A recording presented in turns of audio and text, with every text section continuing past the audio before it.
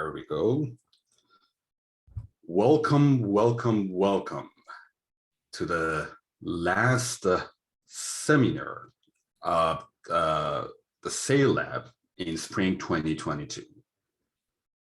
We've had a wonderful run in terms of seminar this semester, and we thought it would be a wonderful idea to end it with a bang.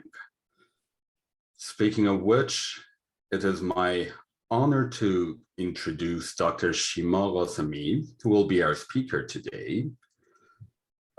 Shima is a good friend of mine and also a very esteemed and illustrious data scientist and researcher. She is currently a researcher at ESA, the European Space Agency, at their Netherlands campus, if I recall correctly. And she is mainly focused on AI and its implementation and applications on onboard solutions for a new Earth observation mission.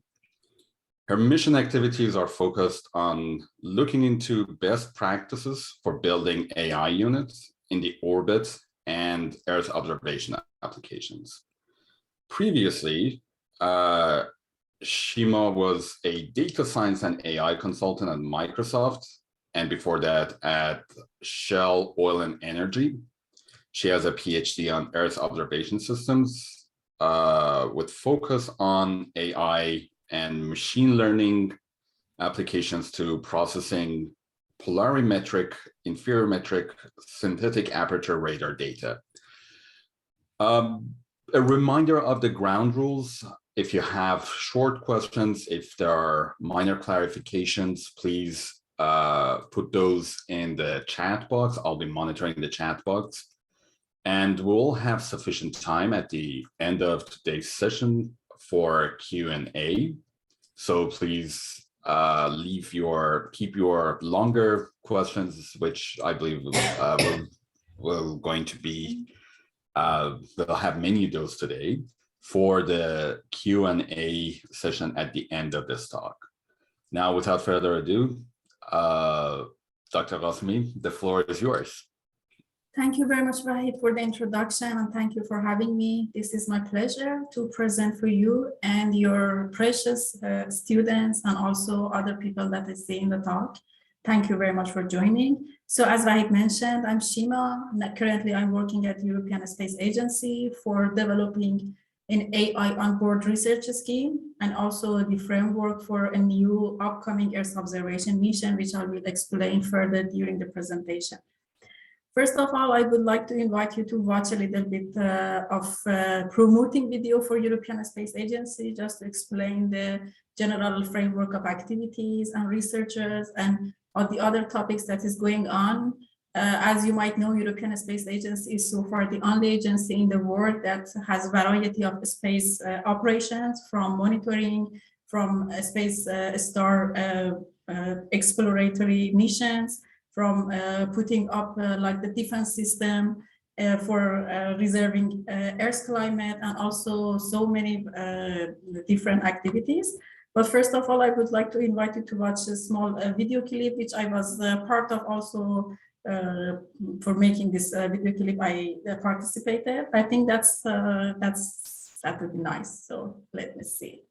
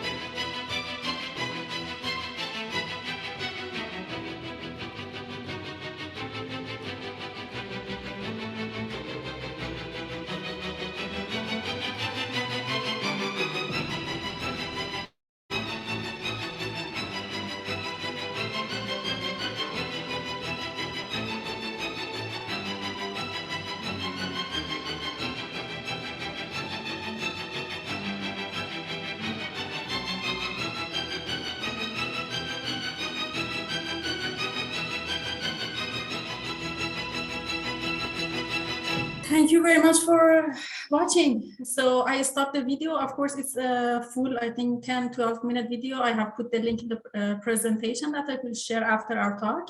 But the reason that I shared the video, it was that this was this session about this future trend and also all the activities that ESA shall perform in 2019. So in 2019, November, every minister in charge of the space activities gathered in Sevilla, Spain, to decide which direction they should give to space exploration activities in European Union, but also for all over the world, because ESA is a global and international organization and the activities is not limited to Europe. And they decided that AI or artificial intelligence shall be a main topic of focus for further space application. And that's the reason that I also joined ESA to pursue this goal.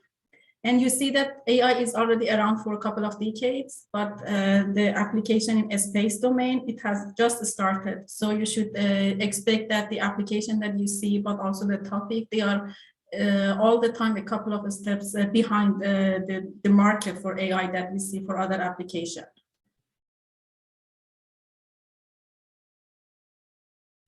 So artificial intelligence in general, as we define it in a space application, is all the techniques that enables computer to mimic intelligence. For example, computers that are able to analyze data, or this embedded system that we use in autonomous vehicle for a space application, or for example, for the planet rovers. And also artificial intelligence systems here in ESA, they are all taught by humans. So we always use a human brain to teach the algorithm and also to monitor it. So self-supervised algorithms so far has not been so common in space exploration. But maybe if they are like well adopted in future missions, then we will think about using self-supervising algorithms as well. But so far, when I talk about artificial intelligence or ML, you should always keep in mind that there is always a human factor present in that. So you can also watch this small video clip about like all the applications of artificial intelligence in space. Many of these applications, they are still in definition phase and they are still in the beginning phase. So you shouldn't expect that this is like well-established AI department in European Space Agency, because we are taking baby steps in the starting phase for employing AI.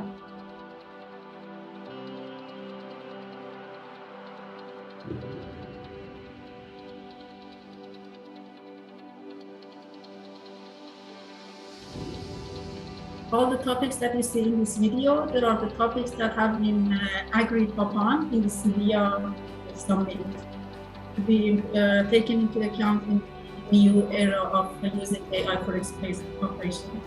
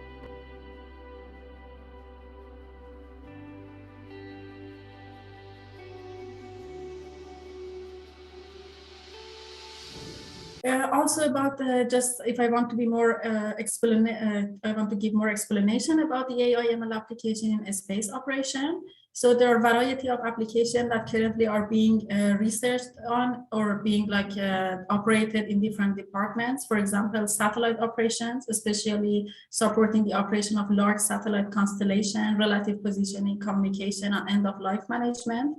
And also it's becoming more and more common to use ML for analyzing the huge amount of data that coming from each space mission. For example, if you are looking for a particular coordination or particular piece of information, there are now ML algorithms in place that you can search through all this huge amount of data that come from a space mission. And if I want to give you like an estimation of the amount of data, you should calculate of 100 terabyte of data each day.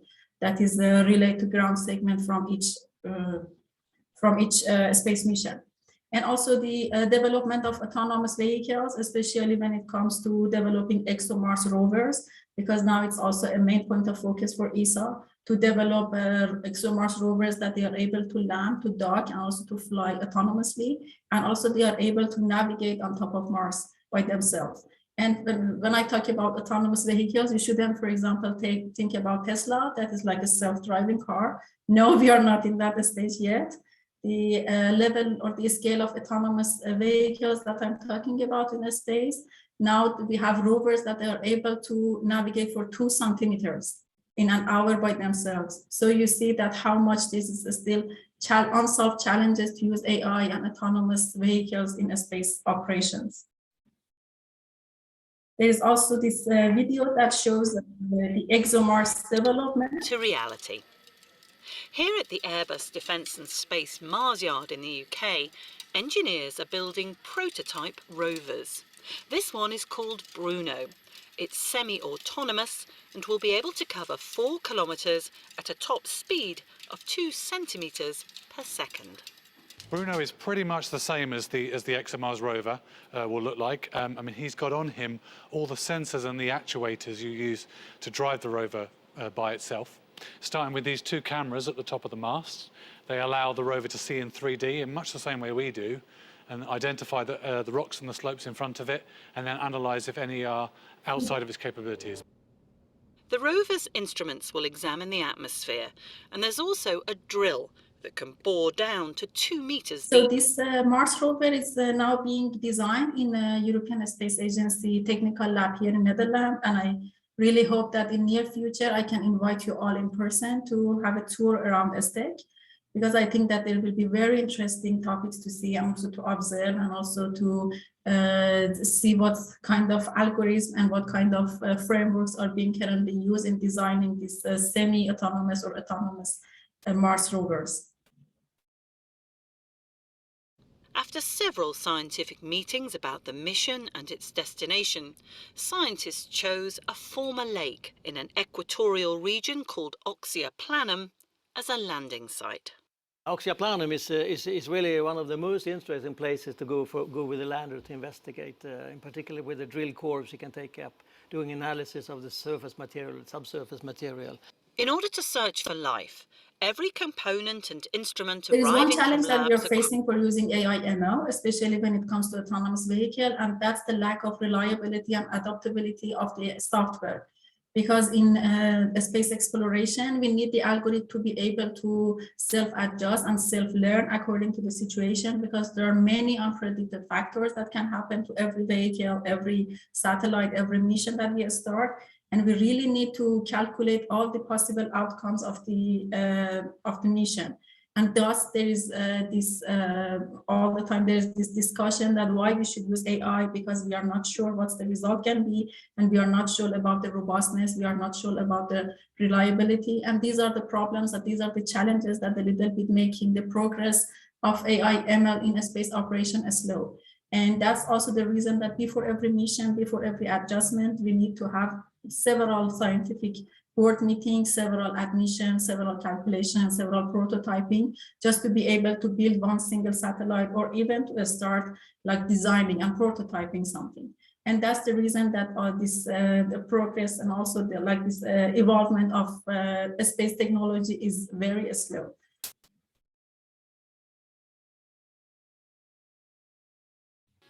But there's another problem, another challenge that we are facing. The diagram that you're watching is the traditional cycle of the control of a space satellite. Every kind of satellite, you have an operator, you have the ground segment, and you have also the vehicle, the satellite, or like the space segment. And so every change, every adjustment, every calculation should come from the operator. So you have to make the decision prior, and then you have to tell it to the operator. The operator have to send a request to the ground segment, and the ground segment has to relay the request to the space segment.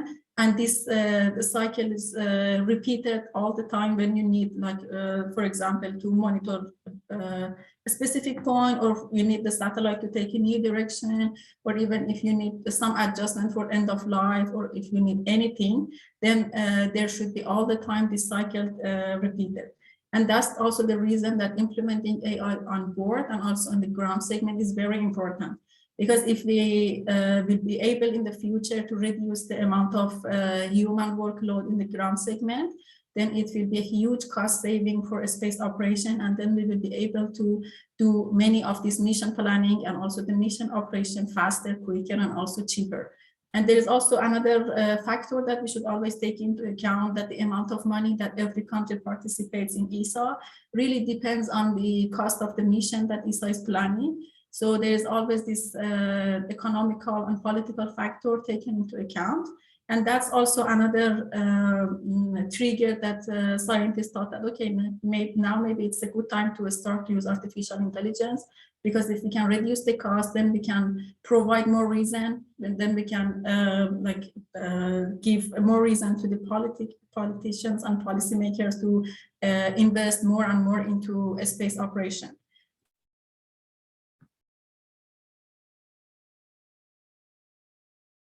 There are also two other major topics that I thought that it might be of point of interest for you, because this we use also AI for discovery and preparation activities, and the activities that they are not yet fully operational, but they are in planning phase. And one of them is automated constellation management of space vehicles.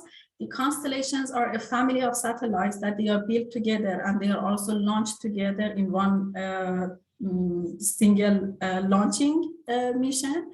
And they also gather information from different points. For example, one satellite is looking toward polar orbits in the north, another satellite is looking toward equator, another satellite is looking toward South Pole. So, and we gather all the information together, and then we put them to make a database and also to make decisions based on them.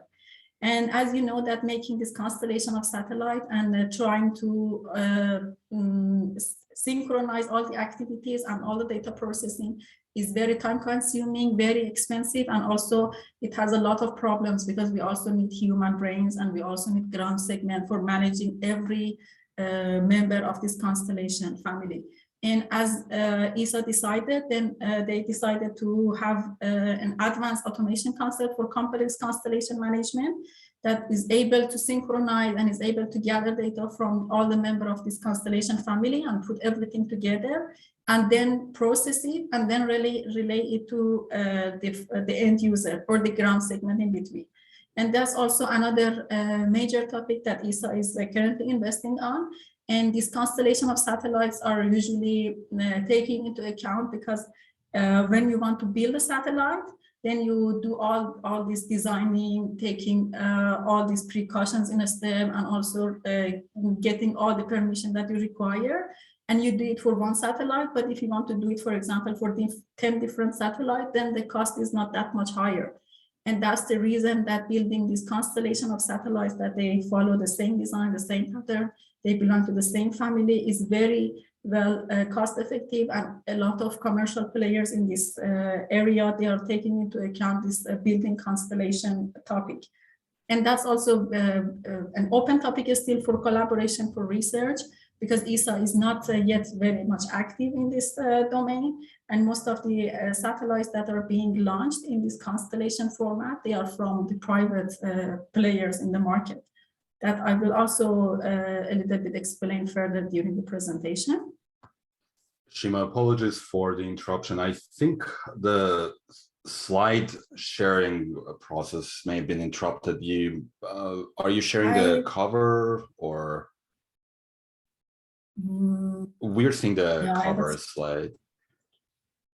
No, I'm not. Can you see that now? Now it's fixed. We just missed a single slide, but thank you for correcting it. Thank you very much for mentioning that. And also for this large constellation, we have a problem that the automated collision avoidance maneuvers could be a real help, because if we launch like 10 different satellites into the orbit at the same time, then we really have to take precautions just to avoid collisions between these satellites. And believe me, this is a common phenomenon when you're dealing with 10, 12 different satellites from the same family. And this, also artificial intelligence is being very much noticed in this domain, that we can calculate that, okay, these satellites will go into the orbit with this angle in this direction, and they will take position, for example, in this coordination in the orbit. And with this calculation and the precaution, then we can avoid collision, and also we can save a lot of time and money in that term. Also, there is also another topic that is mainly focused of using artificial intelligence, is investigating how a swarm of picosatellites can evolve into building a collective consciousness. So this is the plan, as you might see also in sci-fi movies, or you might hear from Elon Musk in a SpaceX company, or also there are some other commercial players that they want to build like a smart network around the globe, that you have satellites for covering every inch of the planet in case that you need any data. For example, you need like some natural hazard data from some point, you need to get information about the plant health from another point, you need to get, for example, information about the migration of whales or the migration of people from point A to B, or you need information now that this war between Ukraine and Russia is going on. If you need real-time information, so if you have a satellite in the orbit and it is ready to take your orders and go there and provide the data for you, then it will be really valuable for policymakers, for people who need to make decisions, also sometimes for normal people, because most of these activities, the data is open source and is available to use by normal people. So you can sometimes, maybe you decide that, okay, I also need to take a look from up further in space, that how this part of planet or how my land is doing when I'm not able to go there in person. So these are the activities that the artificial intelligence is mainly being a point of focus for that. And also this swarm of picosatellites, this is also a very advanced topic that has been brought up recently, I think last year, by the scientific board meeting of the European Union, that we need some picosatellites, so some small satellites that they are easy, cheap, and also they are like flexible to take orders. So for example, you can give order to them to move from point A to B in an hour or in 2 hours. And these picosatellites, they are not traditional space operations that we need to put like human operator, or we need to build the ground segment separately for them. But we really need something flexible based on artificial intelligence to be able to manage these picosatellites.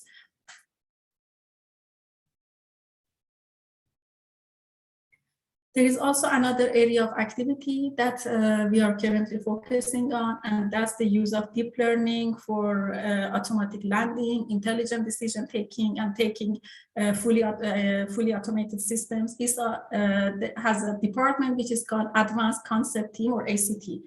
ACT departments, they are mainly focusing exploring that what are the capabilities of using artificial intelligence in different parts of a space mission. So for example, for helping astronauts, for helping to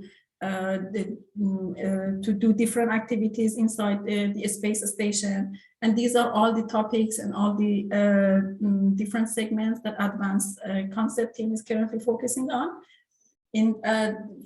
Recently, they have been working on implementing some evolutionary algorithms that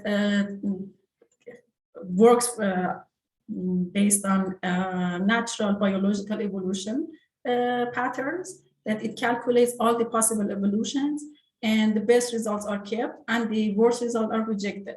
And the main usage of this evolutionary algorithm that Advanced Concept Team has been working on is to calculate the trajectories of the planet. And another usage that deep learning is being explored, being investigated to be implemented in, it's the help of, helping the automatic or semi-automatic drones to be able to fly to a space station, to dock, to land, or to leave automatically. And I'm not sure how much you're a fan of using drones, but there is one certain type of drone, which I will share later if you're interested, that if you have this drone and if you download that phone app and if you try to control the drone, then the data will be collected for helping ESA to build the algorithm for the real space mission. I think you can find the details in this video clip that it talks about this specific drone, which is called Astro Drone app.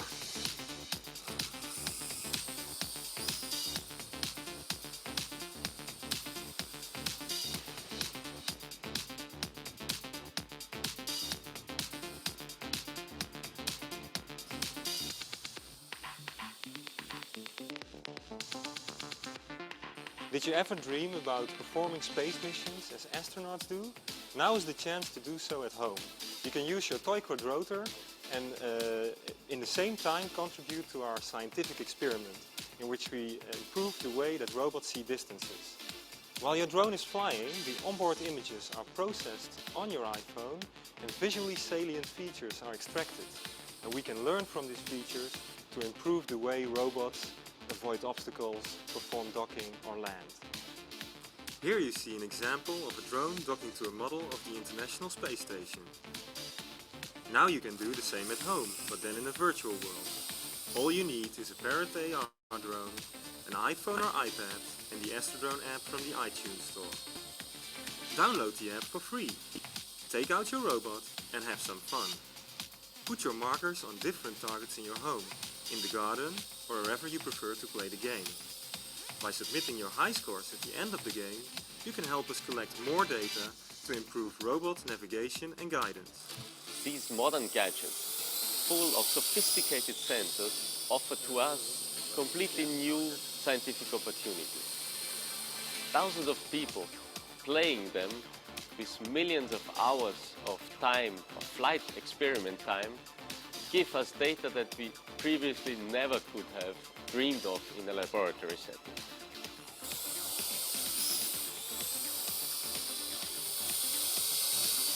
By participating to this scientific crowdsourcing experiment, you will help us and help robots to learn distances and sizes of objects as we humans know them.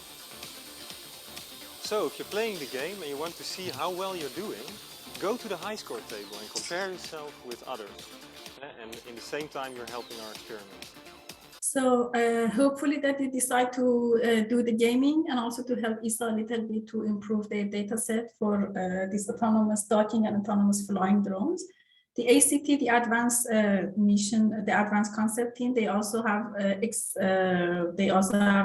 explored and also investigated use of machine learning into a big swarm of small robots that share their information in a network. If one robot learns from experience that a certain maneuver is beneficial, the whole swarm learns this. And the name that they have picked for this research, for this exploration, is called Hive Learning. I'm sure that is similar to peer learning that you name it, but in space exploration, they have decided to call it Hive Learning. This is also a very new niche area that people are still doing research on. And I know that people in ACT team, they are also very much open to our collaboration. So if you decide to take a direction toward a space exploration, a space operation, and helping ESA, then please contact Advanced Concept Team with your ideas or with your research proposal. Now they are opening, I think, also different proposal opportunities for PhD students and researchers. These other example of AI activities that the Advanced Concept Team has supported include investigating the community science mobile phone app that will improve the autonomous capabilities of space probes and optimizing a star tracking system. They have developed different apps that it collects data from people playing games, and they feed the data into their research and their algorithms. But now we come to the topic that I'm currently working on, and that's AI for Earth observation missions. Earth observation satellite or Earth remote sensing satellite is a satellite that is used or designed for Earth observation from orbit. And the most common type of Earth observation satellites, they take aerial something. They take pictures from Earth, which is very similar to aerial photographs. But some Earth observation satellites, they perform in other part of electromagnetic wave. For example, GNSS radio occultation, that's also considered an Earth observation satellite, but it performs in a radio part of electromagnetic wave. In 2008, there has been more than 150 Earth observation satellites in the orbit, recording data in both active and passive sensors. Active sensors are the sensors that they transmit the wave and they record the reflectance from the Earth surface. Passive sensors are the sensors that you can use during daytime because they record reflection from the natural light on Earth surface.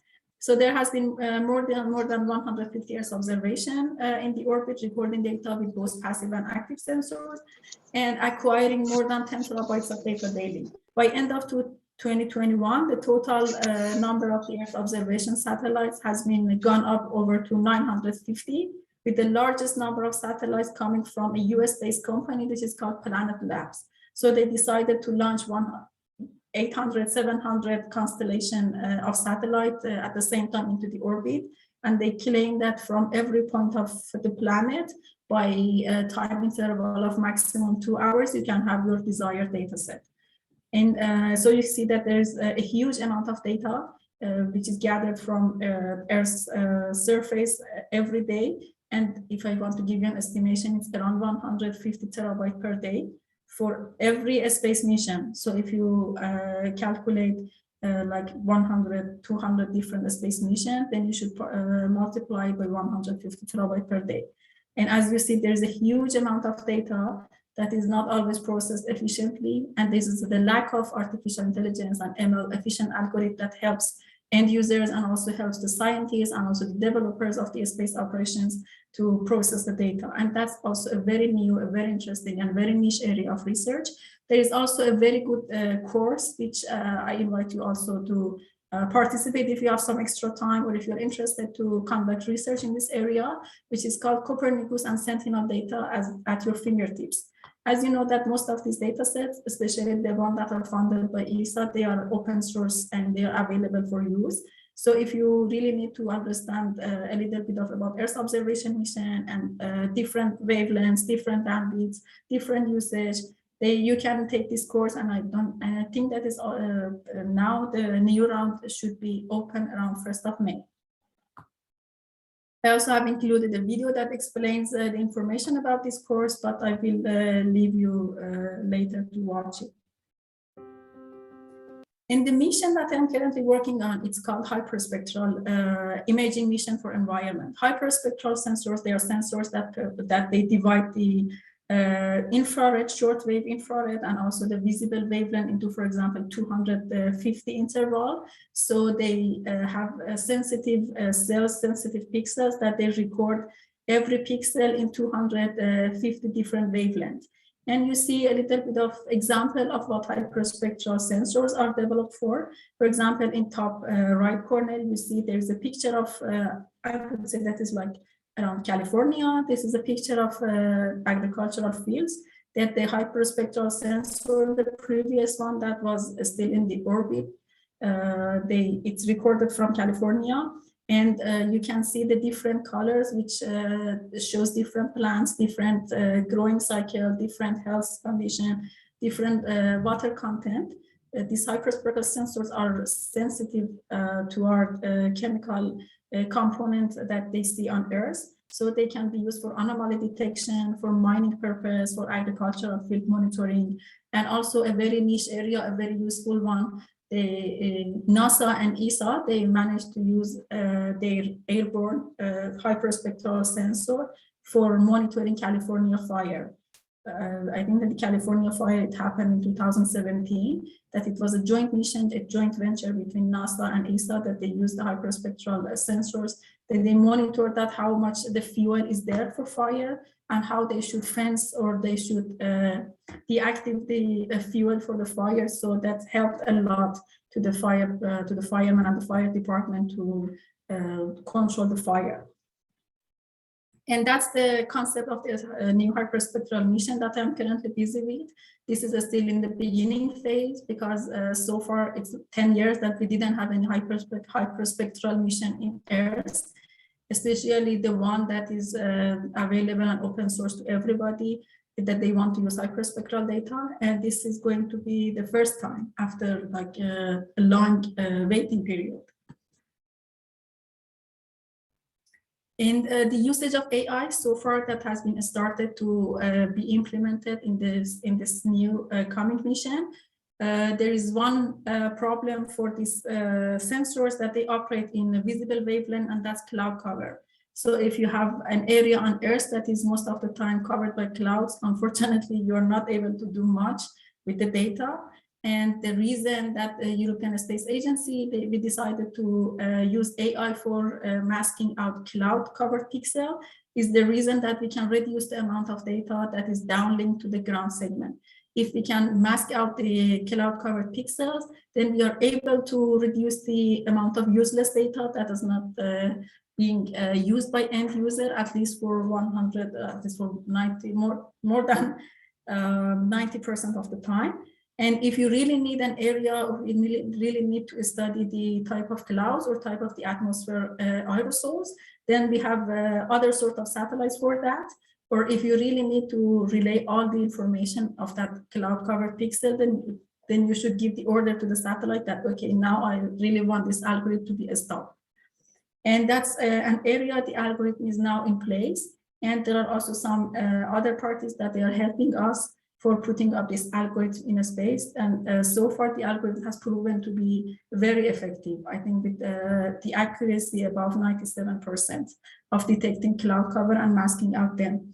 So this is one topic that we are currently focusing on for the usage of artificial intelligence. The other topic that I'm also mainly active in this area is that how we want to implement the artificial intelligence algorithm. We have two different approaches for that. We have two ways of looking into the problem. And also we have people who are either taking the side of this or that one.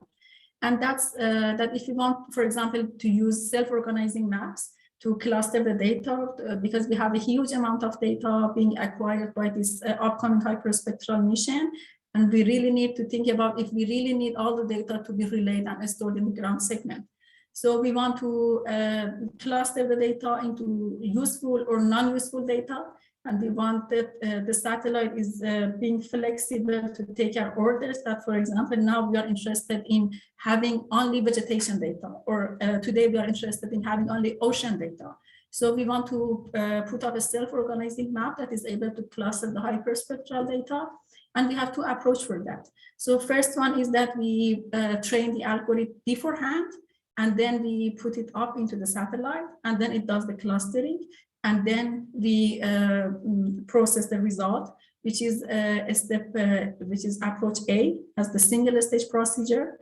And there is also another approach that we put the algorithm, and then the algorithm is trained during the operation. These two approaches, they have their own advantages and disadvantages, of course. If we do the pre-training, then there might be some points or some features, or there might be some situation that we need to update the algorithm. And if you don't have the flexibility to update the algorithm when the satellite is already in space, then it will be very limiting for us. And the advantage is that we save a lot of power, because we really have the problem of power consumption in space. We rely on solar panels for providing the energy for the satellite, and also very small batteries that the satellite carries out with itself to the orbit. So we really don't have access to a huge amount of power, and also we are not able to use these top of the market GPUs and processors, because all the processors that we put up in the space, they have to be very well isolated against the radiation. And the normal GPUs, for example, the Apple M1 processor, or the normal GPUs from Xilinx or other Companies that you see that we use here on Earth, they are not usable in space because they cannot tolerate radiation more than 4 or 5 minutes. And that's the limitations that we have to solve. That's the situation that we have to deal with when we want to think about uploading an algorithm to the satellite system. And the approach B, the two-stage procedure is that we put the algorithm into the space. We put the algorithm into the AI unit, into the data compression unit, and the algorithm updates itself, it trains itself during the operation. And then we do part of processing and also part of the adjustment in the ground segment. The huge advantage of this approach is that we have the flexibility to update the algorithm, but the disadvantage is that we need more power and we need another type of processor that we are currently having in our labs. So these are the two procedures that we are currently testing and we are prototyping, and I think the results should be published very soon. I think it's also interesting that if we want to perform an AI or embedded software in that limiting situation that we are facing, what sort of approach and what sort of calculation we need to take into account. And that's the reason that also we are having this big department that is consisting of me, my colleagues, we have a lot of scientists. Also, we have some electrical engineers. We have some people from Xilinx on board because now they are responsible for building the suitable processor for us. And also they are also responsible for building the package so that we are able to push the code into the package of the hardware. So this is the hot topic that we are these days discussing. And I also invite you to participate in our discussion. I will share some links with Wahid, and then I will ask Wahid to share it with you. So you can also do a little bit of testing, prototyping. I can also give access data, give you the access to the data and also the a small experiment environment. And also you can test it by yourself. And I think that's a very interesting approach because if we are able to solve and if we are able to clarify our stand in either of these two approaches, then it will be a huge step forward, and then we can later focus on the efficiency and robustness and reliability of the algorithm. And this diagram shows that if you want to deploy a deep learning algorithm on an embedded device, then the practitioner have to support the inference process with data loading, pre and post processing, and also storing the result. And that's the reason that we are not able to use all sorts of processors and GPUs, but it has to be a specific one. And that's good and bad at the same time. Good is that we know what we want and we can order it, and the bad is that we are not able to keep up with the market advancement in this area.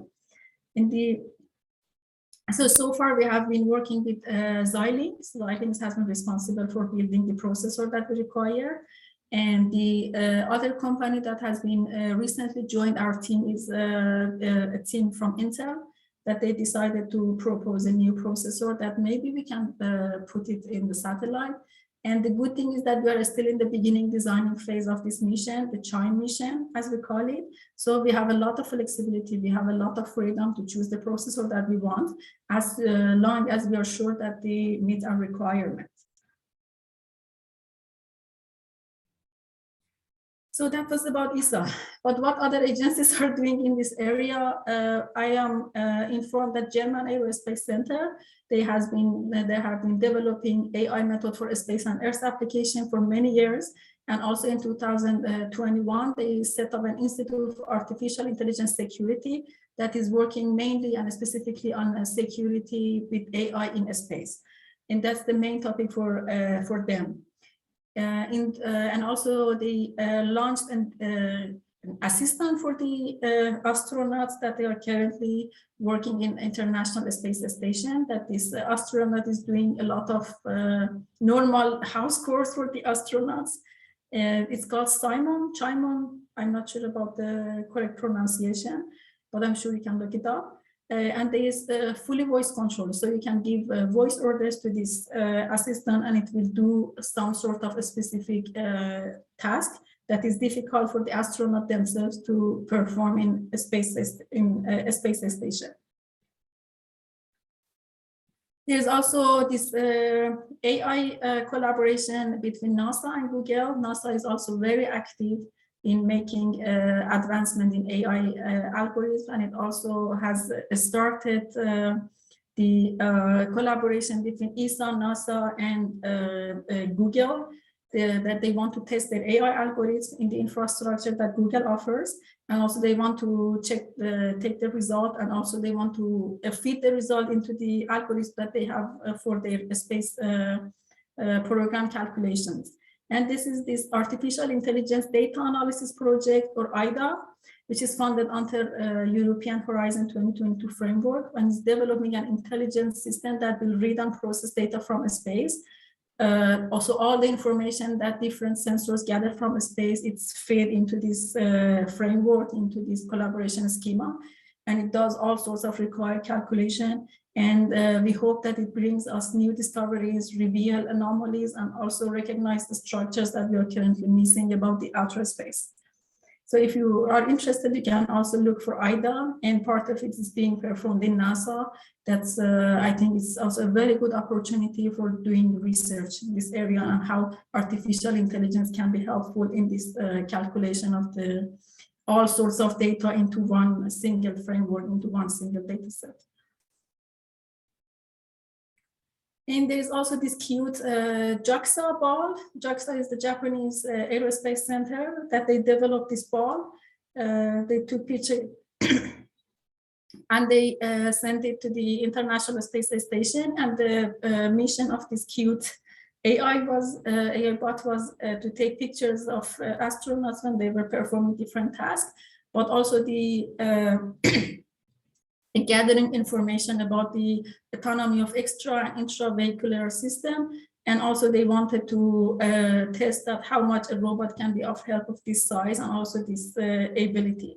And if you are interested, because we have some collaboration with these space agencies all around the world, but we are not directly involved in this kind of projects. I think that this JAXA International Ball, they also have a developed or like an upgraded version of this that is being launched into a space station very soon.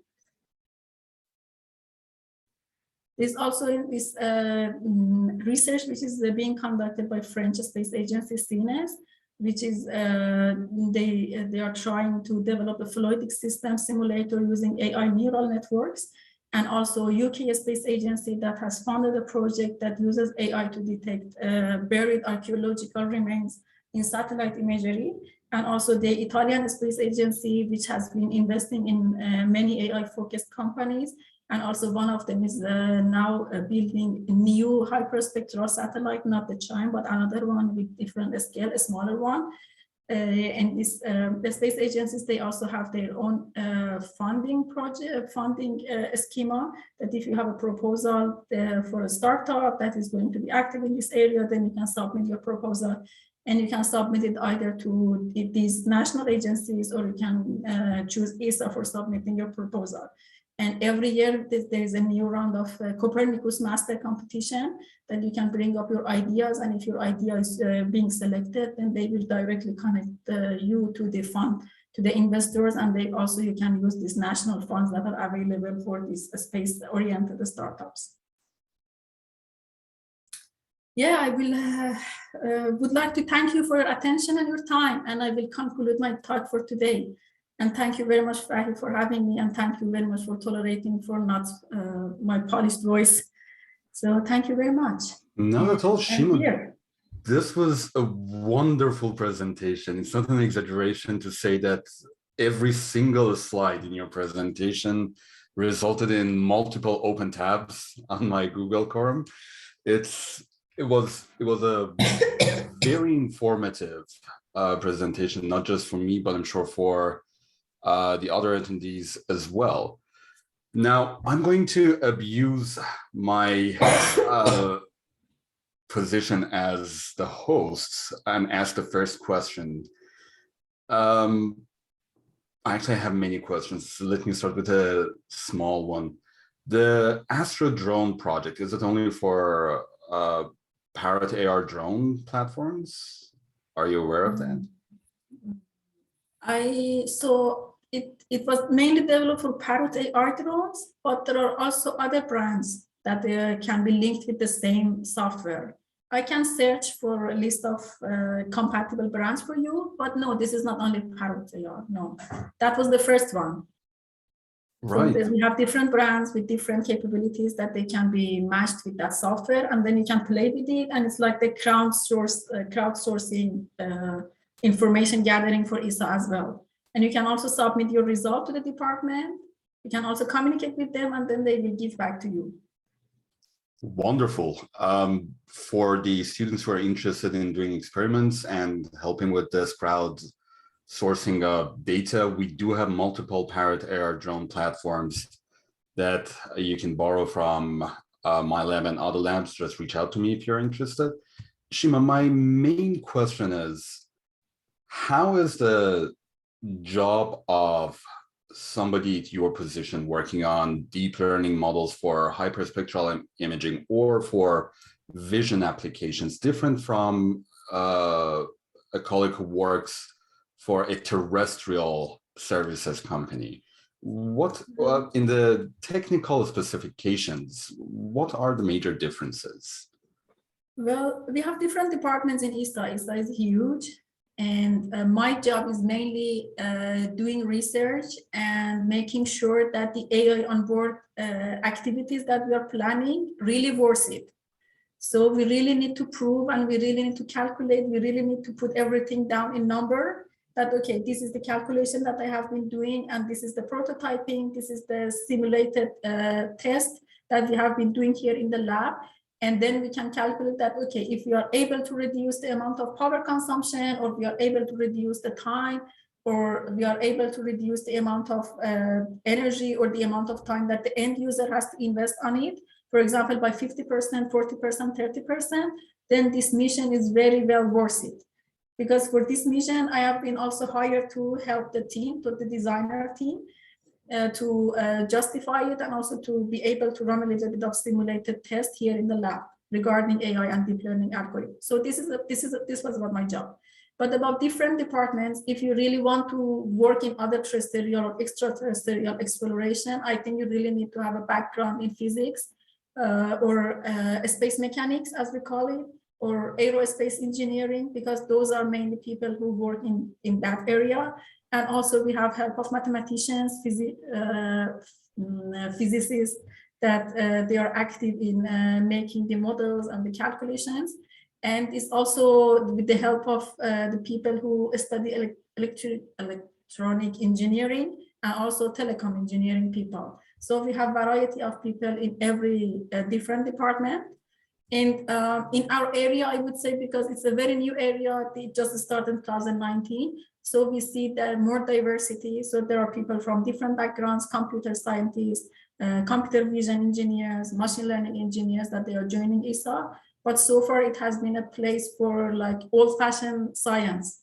So for mathematics, for physics, for aerospace mechanics, for aerospace dynamics. So, and I can tell this much about these different people who work in different departments. And I would say that in every department, if you talk to people, then you see that they are following their mission, and it's super interesting.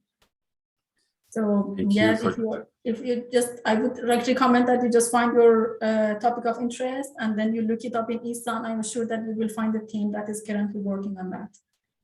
Thank you for that wonderfully detailed answer. That was very helpful. I just want to mention that if you have questions and you would like to ask those now, please either put them in the chat box or raise your hand. I'm going to continue abusing my situation and pose another question. You mentioned the challenges of robustness and reliability analysis and verification in these sort of applications. Is there a particular framework or a set of frameworks that have been adopted by ESA for these purposes specifically? So far, unfortunately not. We are looking into using different frameworks or different standards, different schemes that it can ensure the reliability and robustness of the algorithms. But unfortunately, in a space mission, in a space explorations, every part should be human readable and human interactable. So if you really need to have an algorithm that is up and running for example, for a year without you interrupting it, then the level of robustness and reliability should be like almost 100%. And that's also another topic that we are looking into it, because we really don't want to put up an algorithm to a space and after a couple of months, then it's already like out of calibration. So this is also a new topic. We really don't know what kind of standards and framework we should adopt so far, but we are open to suggestions, of course. And we are also open to collaboration with everybody that wants to be active in this area, or if like there are other examples of other commercial players in this area, we are reaching out to them to see if they have adopted certain standards. But so far, this area is very niche. Thank you, Shima. We have a number of questions in the chat. I'm going to start from the first one that I see here from Rajdib, who asks how much of this data, and I believe this is about general Earth observation data, is currently analyzed in real time by AI systems, not necessarily embedded or on board. And is there still need for human interference or human supervision? Almost 100% is still done by human interface and human interpretation. And we really don't have anything that is real-time processed by AI. We don't have it still. Maybe there are some military missions that they do that for a very specific purpose, but not so far for civil missions.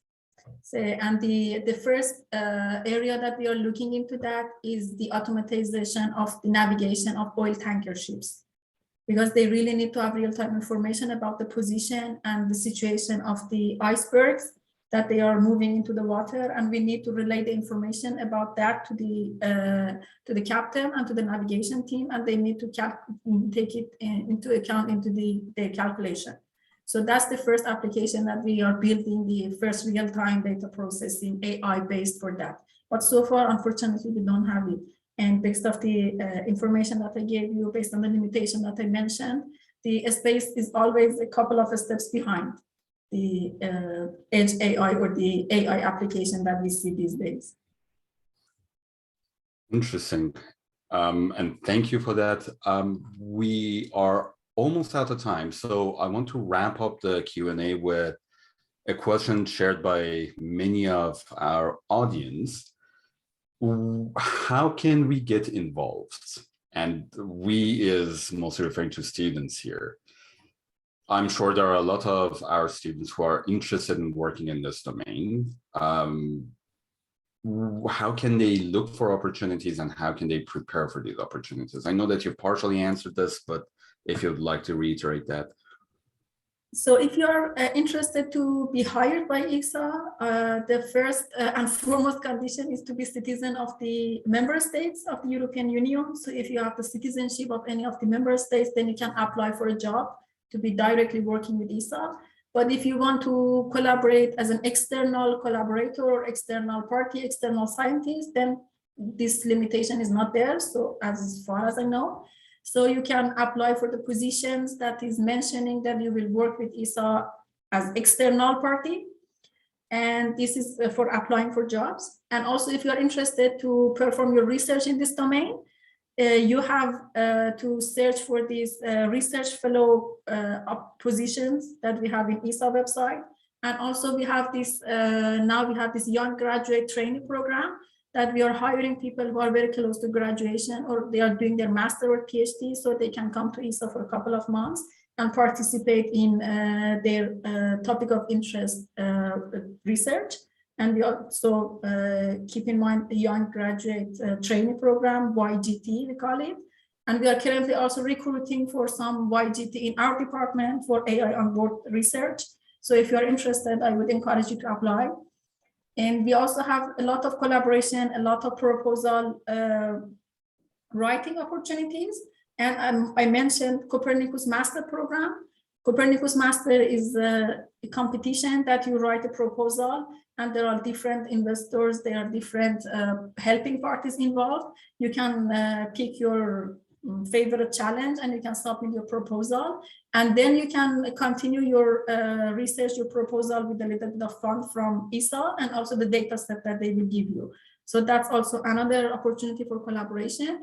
You can all the time, if you find an interesting topic, you can find the person. So for example, if you read the paper, you see the person is being employed or being working now in ESA, then you can contact them directly. Most of the time, people are open to collaboration, for publishing paper, for being part of the PhD thesis, for master thesis. So this is also another type of collaboration that I can think of.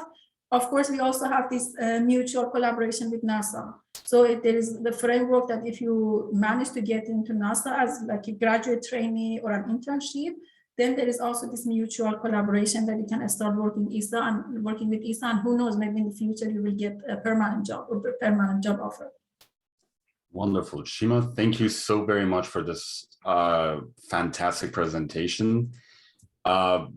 I'm sure some of the audience will want to reach out to you offline. Would it be fine if I shared your contact details, your email? Yes, sure. Definitely. Definitely. All That right. would be my pleasure. Thank you very much, everybody. And thank you very much, Vahi, for this pleasant talk.